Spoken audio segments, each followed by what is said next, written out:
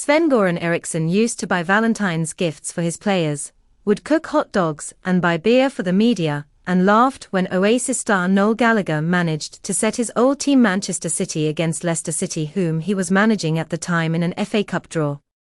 The softer side of the much-respected Swedish football boss, who died of cancer last week, has been revealed by his friend and colleague Dean Eldredge.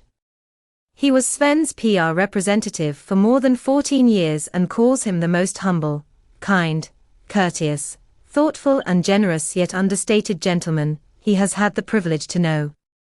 Dean was communications consultant at Leicester City when he first met the former soccer player turned manager, who took over running the team there. And he revealed, he was certainly a team builder. He made sure everyone felt special and was part of his family. I remember one Valentine's Day he bought a present for the male colleagues, and he bought a rose for the female colleagues. He knew how to bring people together. I just think genuinely he really wanted to make the effort with people. There were often bottles of champagne given out to the people he cared for. Regardless of his status, it didn't matter who you were, he would sign every autograph that was asked for. We used to joke that the guy has never had a hot meal in his life, because he'd go out to a restaurant and people just queued for photos and autographs, and by the time he finished and came back to his food it would be cold. He never complained once. He never got stressed, and he never told people to leave him alone. He always had time for people. The media also saw a very warm and generous side to him when they flew to his home in Värmland to interview him. Dean, who went on to become his PR representative, as the pair got on so well together, recalls, his generosity knew no bounds. He was so down to earth and so grateful that they'd come to see him and spend time with him. Once we had interviews that spanned across the morning, lunch and afternoon, and Sven was there cooking hot dogs in his kitchen and saying, "Do you guys want hot dogs? Would you like a coffee? We have got some donuts here." I think it will surprise people who typically think Scandinavians are maybe a bit colder and withdrawn, but I certainly didn't sense that with him. On another trip, there was a car rally in Sven's town at the same time the media were due, and there was no accommodation free, so he told everyone not to panic and claimed he would arrange something. The group ended up staying next door in his neighbor's place.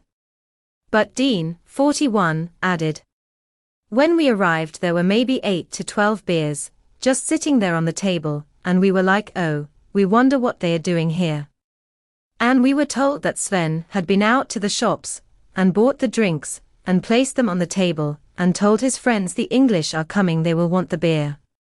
Just as Sven lost his battle against the cancer he had fought for the past 20 months, he ended up sharing the spotlight this week with Oasis, who have reformed after 15 years. Dean claimed it was like time had stood still with both of them in the headlines again, just like they were all those years ago.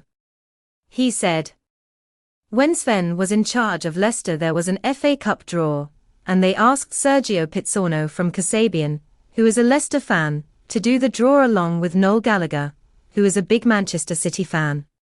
This was in January 2011, so after Oasis had split. And they joked live on air about, wouldn't it be great if we both drew our teams? And as they drew out the balls, Sergio pulled out Leicester City, and Noel put his hand in and got Man City. It was incredible, like the odds of it would have been like 1,000,000 to 1. And it was funny for Sven, because he used to manage Man City. I remember having a conversation with him and joking with him and him being aware of who they were and being big musicians, and then he obviously met them on that day, and then Leicester and Man City drew 2-2. And another funny thing was that Man City's manager was Roberto Mancini at the time, and he was Sven's protégé as a player. The whole thing had a real kind of nostalgia about it and a real feel of Sven's life with all these things coming together like that. But then again it shows how Sven's life has been an adventure. Sven's funeral will take now place in the Swedish town of Torsby on September 13th. The service will take place at Fryksand Church, Torsby at 10 a.m. on the 13th. The church is located in Värmland County, where Eriksson was born and grew up. Dean was one of the people involved in Amazon Prime's documentary Sven, which was released just 3 days before he passed away. And even through his illness, he would still call up and ask about players or coaches or friends they knew. He said, "Sven was not a family member, but it feels like a huge loss, and I will really miss the calls from him. He'd just ring out of the blue and ask about a player. He always had time for others. You'd think, given his devastating diagnosis, that he might be angry at the world or would hide himself away and complain and be upset, but he continued to live and smile and try to enjoy his life. It is a huge lesson for all of us all. We all moan about things, but in reality, all that matters is your health and the time you have with the people that matter to you."